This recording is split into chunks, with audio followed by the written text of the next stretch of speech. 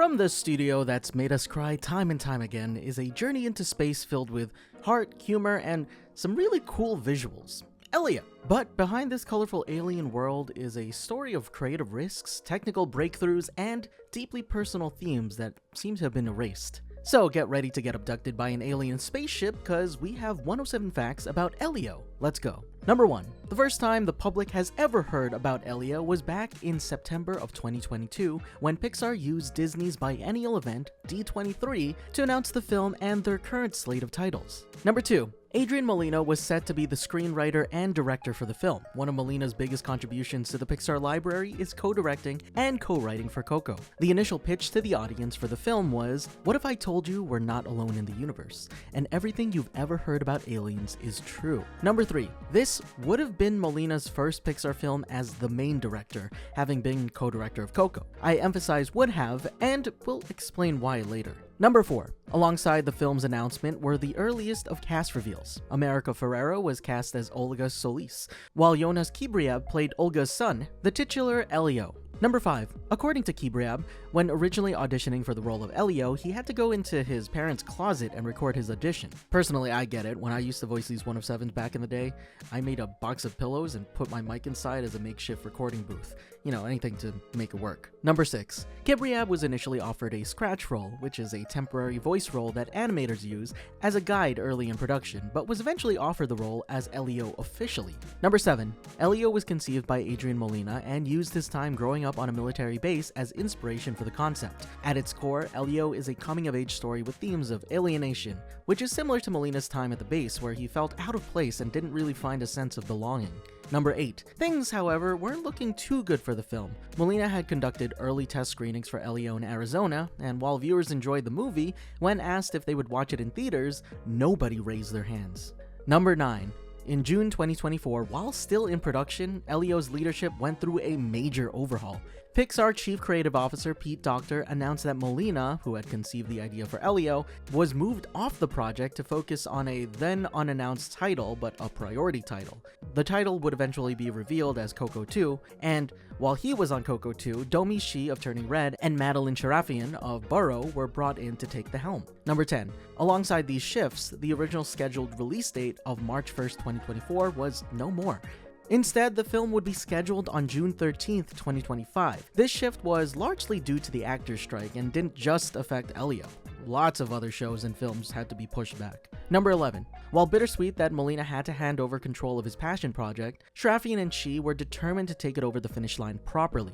According to Shi, the two of them were only on the fringes of the project when Molina was first developing Elio, but now that they're working on it directly, it feels like they were handed a box of toys and had to figure out how to make it all work in the most meaningful and entertaining way. Number 12. Despite these shifts, there was still connective tissue with the new leads. Sharafian had contributed early concept art for Elio and was a storyboard artist on Coco, meaning that she carries the Coco experience like Molina did. Number 13. While the directors felt they had big shoes to fill, they immediately empathized with the character of Elio, as they felt that they could relate to him. Number 14. Sharafian and Shi didn't stray too far from the emotional core that Molina had conceived and further developed it, saying that they were trying to infuse the feeling of loneliness and Elio's wanting to belong somewhere. Elio has a deep desire to connect, whether that be people or aliens, but doesn't really know how, but it's all about taking the first step in that direction. Number 15. When discussing the inspirations for the film, Sharafian recalls Molina's story about Cal Arts. After Molina's time at the base, he attended Cal Arts for the first time, and this is where he had felt like he found his people. Molina's experience is similar to Elio's journey from Earth into the Communiverse. Number 16. Sharafian further compares Molina and Elio's experiences as, quote, a really interesting dichotomy between two worlds. This very structured, controlled place that Elio feels is not the right world for him, and then there's this beautiful, organic, colorful space world.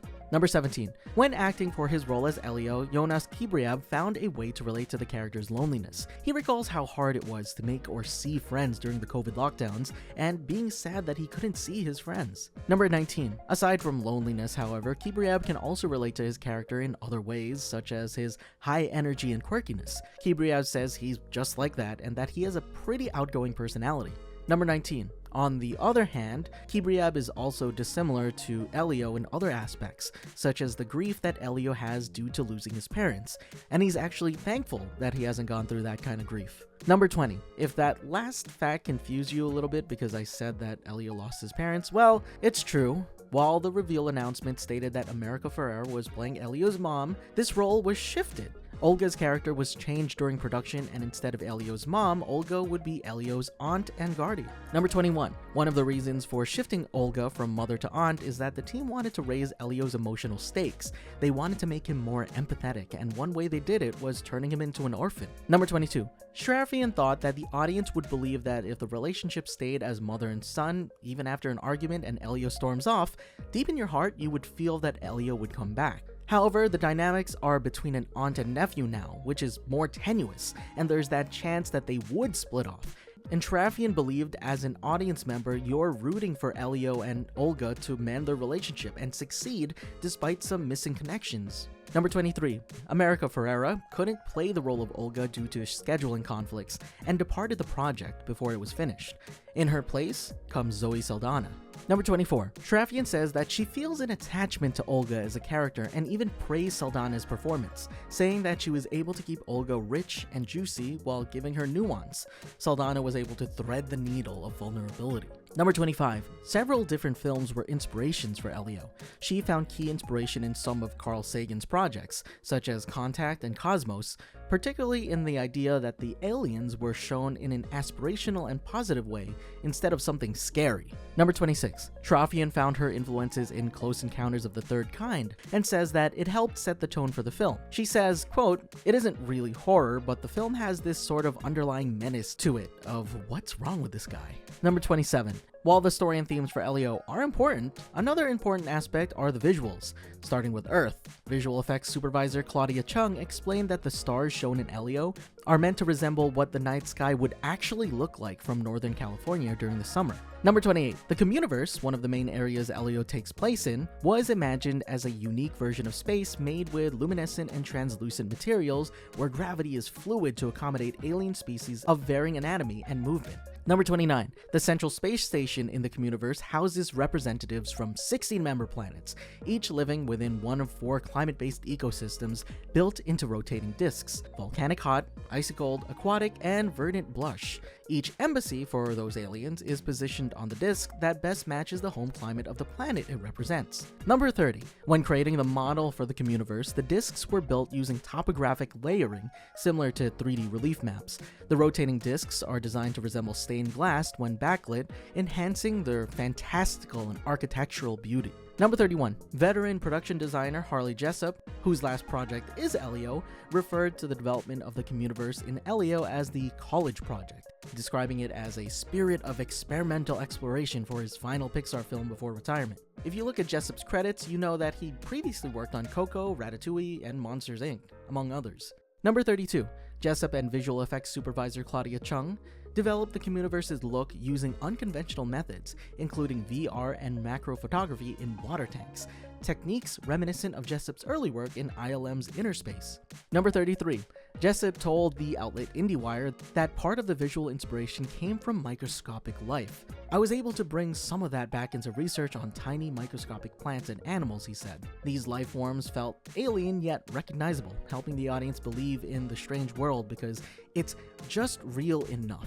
Number 34. For Elio, Pixar introduced a new interactive lighting toolset called Luna, which allowed lighting and camera teams to work simultaneously, which is something uncommon in CG animation. Visual effects supervisor Claudia Chung told IndieWire that this shift helped them define the film's look much earlier in the process, guiding the audience's eye and shaping the story visually from the start. Number 35. One of the aliens, Glorden, became a favorite among the Pixar team. Glorden's design was heavily influenced by larval insects and microbiotic creatures like the tardigrade, according to the Pixar team.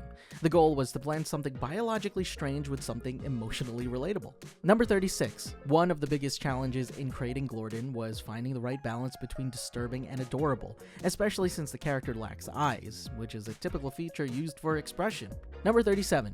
Animation supervisor Jude Brownbill described Glorden's initial impression as mysterious, creepy, off-putting, a worm with a bunch of teeth, but emphasized that this appearance hides his emotional depth and gentle personality. Brownbill told the outlet IndieWire that one of the creepiest looking characters becomes the one who puts the biggest smile on her face. Number 38. Remy Edgarly voices Glorden, the mysterious worm-like alien who Elio befriends. Edgarly's voice can also be heard in Rugrats, the 2021 reboot, and Craig of the Creek. Number 39. Shirley Henderson, on the other hand, voices Ooh, which I'm gonna call Ooh because I don't want to do that sound all the time, which is a blue gelatinous liquid supercomputer who can transform into tools for Elio. Henderson is known for playing Moaning Myrtle in the Harry Potter series, and for roles in Bridget Jones's Diary and Stan and Ollie. Number 40. Ooh is described by Pixar as a Swiss Army knife made of droplets, complete with visible circuitry and the ability to morph in space. Ooh's design, though cool, posed an unprecedented technical and artistic challenge due to her constantly moving fluid form. Number 41. Animation supervisor Travis Hathaway told IndieWire that Ooh can transform into a variety of objects, including a screen, vinyl player, projector, and even a pen for Elio. Her extreme flexibility made her one of the most dynamic characters in the film. Number 42. To achieve Ooh's seamless transformation, I told myself I wouldn't say it that way, but here we are. The team used 2D animation testing and facial rigging techniques developed during Pixar's Win or Lose, allowing different forms to blend together during rendering, according to Hathaway. Number 43. Elio was teased in Pixar's film Elemental, where you can see a poster that says, "Join the Space Club." The illustration looks like the design for the Communiverse. Number 44. Pixar films are known for teasing the next big Pixar release, which is why Elemental showed Elio. And that was because Elio was supposed to originally come after Elemental. However, due to delays, Inside Out 2 was released in 2024, with Elio releasing right after, in June of 2025. Number 45. That being said, Elio does give a nod to Hoppers, the next Pixar film scheduled for 2026. An entire character can be seen on screen for a fairly long time, and according to Sharafian, which told Screen Rant, they don't usually feature it in that way, and that's because the character in question is a lizard seen in the post-credit scene. Number 46. In early trailers for Elio, the phone case that Elio holds is designed to look like the bunny from the Spark Shorts film Burrow, which is a project that director Madeline Sharafian worked on. Number 47. The phone case disappears in the final version of the film. Instead, the bunny makes an appearance on the sunscreen bottle at the beach when Elio is trying to get abducted by aliens. Number 48. The beach is also home to another Easter egg. When Elio draws in the sand, one of the things he draws is the outline of the Pixar campus and amphitheater. Number 49. Fun fact about the beach. Internally, the sequence where Elio collects beach trash and fashions it into clothing, including a pink tank top, was referred to as his Trashin' show, especially a moment where he shows off the outfit to a hermit crab. Number 50. Going to Elio's home, fans have spotted that Elio's room shares the same glow-in-the-dark stickers of stars and moons as Riley from Inside Out 2. But come on, what kid interested in space doesn't have those awesome stickers? Number 51. Hanging on the wall, you can also spot paintings of a papaya that Frida Kahlo painted in Coco. Seems appropriate considering the original director was in charge of Coco. Number 52. Elio also has a poster of a big number 42 above his bed. This is a reference to the novel and film The Hitchhiker's Guide to the Galaxy, where the number 42 is considered the answer to the ultimate question of life, the universe, and everything. Number 53.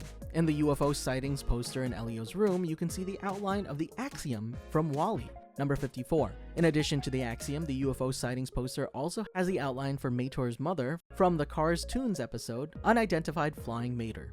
Number 55. A rocket from Ducky and Bunny's carnival booth in Toy Story 4 appears among the toys on Elio's desk. Number 56. Early in the film, Olga has to attend a meeting, so she leaves Elio in her office and speaks with an individual named Mr. Melmac. If the name Melmac sounds familiar, it's because Melmac is the name of Alf's home planet. And when I'm saying Alf, I'm talking Alf from Alf, the alien, Alf. Number 57. Speaking of Melmac, he has a few little details of his own. First off, his shirt features the Drake equation, not that Drake, which is a probabilistic formula used to estimate the number of extraterrestrial civilizations in the Milky Way galaxy that are capable of communicating with humans. Number 58. Another Melmac hidden detail can be seen on his desktop background, which is an image of the box of kittens seen in Turning Red, directed by Domi Shi, who is also director of Elio. Number 59. Domishi and Madeline Sharafian cleverly hid their names in the film as well. Elio's ham radio is from Domad, which I don't know what that means, but is a combination of Do and Mad from Domi and Madeline. Number 60. The famous Pizza Planet truck makes an appearance in Elio as well. Production designer Harley Jessup even confirms that it is indeed the rusty yellow 1978 Yoza Mark 7 light hauler that you can spot in Elio. Number 61. Another Disney movie staple Easter egg is A113, and this time around it can be found embroidered on Elio's backpack as Area 113. For those not in the know, the number references the classroom at CalArts where several big names in the animation industry studied animation. Also, Area 113, Area 52, there you go, makes sense. Number 62. Looking up at the night sky, you can see that Pixar's famous desk lamp, Luxo Jr., is a constellation in the stars. Number 63. We can't forget about the bigger lamp, Luxo Sr., which can be seen in Elio and Olga's rooms. Number 64. Marigolds and papeles picados from Coco appear within an ofrenda in the living room at Elio and Olga's. Number 65. Elio's school's street number is 1200, which references Pixar's address of 1200 Park Avenue. Number 66. According to Sharafian, the musicality and the way the Communiverse first contacts Elio is totally an homage to Close Encounters of the Third Kind. And as I mentioned earlier, the film serves as an inspiration for parts of the film. Number 67. There's a moment when Elio is lifted up by Ooh by his pants as he gets scanned, and you can totally see that his boxers are patterned with the Pixar ball. Number 68. A voice Easter egg can be heard when Elio goes around an Air and Space Museum, learning about NASA's Voyager and more. The narrator is Kate Mulgrew, who played Captain Catherine Janeway in the Star Trek Voyager series. Number 69. Throughout the film, recordings of Dr. Carl Sagan are used, further emphasizing how much of an inspiration he was for Domishi. Number 70. One of the voices that you hear on the radio helping Elio and Olga as they're flying through the debris field in space is Julia from Luca, or as she likes to say in the film, Julia from Italia. Number 71. Clone Elio, or Other Elio, wears a striped blue shirt, which is actually an Easter egg as inspired by the zoom background of the film's lighting director of photography, who often appears on calls with that same pattern. Number 72. Fun fact about Clone Elio, Domishi says that John Carpenter's The Thing was inspiration for the clone. Number 73. Between the early teasers and trailers for Elio and the final release, several things changed. We covered some, such as Olga shifting from Elio's mom to aunt, but let's look at some other changes. In the final version of the film, Elio wants to be abducted by aliens and practically begs for it. However, in the early versions of the film, Elio seems scared of being abducted, even saying, "No, no, no, no, no," instead of screaming, "Yes!" Number 74. While we can't confirm it totally based on what we see in this first teaser, the Communiverse seemed more like a government rather than what it is in the final version. Number 75. Grigon, who in the final is the big bad of the film, was originally going to be an ambassador of the Communiverse. Number 76. The official art book for Elio seems to imply that Other Elio, or Clone Elio, was going to be the big bad of the film before Grigon filled that role. Number 77. Insiders report that Elio was originally conceived as a queer-coded character, influenced by director Adrian Molina's identity as an openly gay filmmaker. However, the film wasn't intended to be a coming-out narrative, as Elio is literally 11 years old. Number 78. Aspects of Elio's queerness and interests, such as environmentalism, fashion, and subtle indications of a male crush, were gradually removed, following leadership feedback that led to a more traditionally masculine portrayal. Number 79. While some elements of the original character concept were cut, a subtle trace remains. In the final film, Elio still wears a cape made from discarded items like cutlery and soda can tabs, though it's presented without context or emphasis. Number 80. Let's look at the cast for a second. Brandon Moon voices Helix, an alien ambassador on the Communiverse. Moon is a young actor with growing credits, including Young Rock, 911, Swamper, and Virtual Battles. Number 81. Brad Garrett voices Lord Grigon, a bulky, armored alien warlord and former ambassador who is also Glordon's father. Garrett is best known for his Emmy-winning role as Robert Barone in Everybody Loves Raymond, and voicing Gusteau in Pixar's Ratatouille, the hook hand thug in Tangled, and Eeyore in Christopher Robin, 2018. Number 82. Jamila Jamil voices Questa, another alien ambassador. Jamil is known for her role as Tahani in The Good Place and voiced characters in DC League of Super Pets and Jurassic World Camp Cretaceous. Number 83. Dylan Gilmer voices Bryce, a boy on Earth who shares Elio's interest in aliens. Gilmer stars as young Dylan in Tyler Perry's Young Dylan on Nickelodeon. Number 84. Jake Getman voices Caleb, Bryce's friend who eventually bullies Elio and is kind of like one of the people Elio is afraid of. You might know Getman from Better Call Saul, but I looked at his face and his credits, and I don't really see any like real standout roles, but Better Call Saul kind of spoke to me. Number 85. Matthias Schweighöfer voices Tegman, another alien ambassador. Schweighöfer is a German actor, director known for Army of the Dead and its prequel Army of Thieves. He also voices Tegman in the film's German dub. Number 86. Ana de la Reguera voices Therese, another alien ambassador.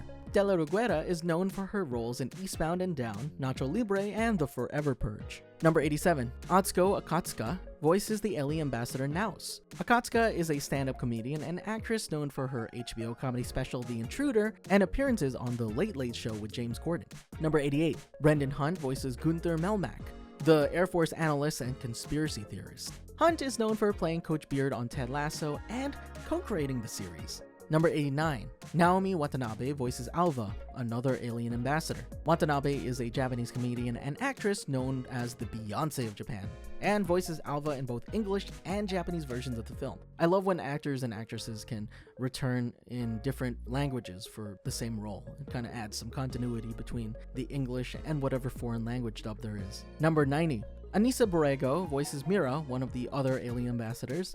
Borrego is an emerging actress with roles on My Block and Gentified. Number 91. Bob Peterson voices the Universal User's Manual, who has the answers to everything. Peterson is a longtime Pixar veteran known for voicing Doug and Alpha in Up, Roz in Monsters University, and Mr. Ray in Finding Nemo. Number 92. Shelby Young voices Diploship, which is a sentient spacecraft. Young has voiced characters at video games such as Star Wars Forces of Destiny and some Call of Duty games, so voicing a sentient spacecraft kinda seems right up her alley. Number 93. In November 2024, Rob Simonson, known for films such as 500 Days of Summer, Love, Simon, Ghostbusters Afterlife, and Deadpool and Wolverine, was announced as the composer for Elio, marking his first animated film. He joined the project about 2.5 years before its release and connected deeply with the story after Pixar shared it with him. Number 94. Simonson included 2 songs, Once in a Lifetime by Talking Heads and Carmessi by Vicente Garcia. While the former was already planned for the film, the latter was suggested by Zoe Saldana and is played from her character's car radio. Number 95. Simonson tries to give each location of the Communiverse its own flavor. For Hylurg, Simonson focused on using a low male choir and some brass. Number 96. The Communiverse's sound is created using choir dolls, and if you have no idea what those are, they are small handmade wooden robot dolls created by the Swedish company Teenage Engineering. Basically, Simonson wanted to create something alien, but with the uncanny resemblance to human language. Number 97. For Elio and Glordon's fun montage going around the Communiverse, treating it like an amusement park, Simonson composed a space disco-inspired track aiming for a nostalgic, whimsical vibe with a strong beat. Number 98. Earth, of course, uses a grounded sound with simple piano melodies. Simonson says that it's a way to depict Elio's heart and his longing for community. Number 99. The official soundtrack for Elio was released by Walt Disney Records on June 20th, 2025, the same day the film premiered in theaters. Number 100. To help promote the release of Elio and the release of a new season of Phineas and Ferb, a bit of cross-promotion was in play. A little animated short trailer shows Phineas and Ferb using a radio making contact with Elio, who introduces himself and his new alien friend, Glordon. Of course, the short trailer ends with Candace trying to get Phineas and Ferb in trouble, but they get abducted by aliens before she can prove it. Number 101. After the SAG-AFTRA strikes, the film was set to release on June 13th, 2025. However, it was pushed back one more week to avoid competing with the How to Train Your Dragon live-action adaptation, so its official release date became June 20th, 2025. Number 102. While it's to be expected that internationally countries would localize titles to be more in line with their language, Japan expands Elio's title. In Japan, the film is known as Hoshi Tsunagi no Elio, or translated, Elio the Star Connector. Number 103. Upon release, the film played well with the general public, earning an 83% critic score and a cinema score of A. Metacritic was a little more harsh, giving it a weighted average of 66 out of 100. Number 104. Unfortunately, that was one of the only positive news during the release weekend. Elio only opened up with $21 million at the box offices, making it Pixar's lowest opening weekend ever. Number 105. To put things into perspective, before Elio, the lowest opening weekend for a Pixar launch was the original Toy Story. However, considering the circumstances at that time, comparing Toy Story's launch and Elio's launch, you can't really compare it. Elio should have been a banger. Number 106. Some key data points show that audience makeup seems to have shifted more towards children, which also seems to be the demographic that Pixar is targeting more. Elio's numbers show that nearly 40% of viewers were under the age of 12, which is nearly double the amount of its previous film, Inside Out 2, with 20%. Number 107. But if you all are super fans of Elio, to supplement Elio and expand its universe, several books were released, from picture books to novelizations and even a little golden book. Fans of Elio can experience its universe in new and exciting ways. And that's it for 107 facts about Elio. Did you go watch Elio in theaters? And if not, why aren't you? What do you think of Pixar nowadays? I've seen a lot of hate surrounding the art style, but I don't know, it looks great. But let me know in the comments down below, and if you're interested in the facts, be sure to check out the source doc, linked in the description to learn more. There's a bunch of articles in there so you could do your own reading. Thanks for watching, and remember, Frederator loves you.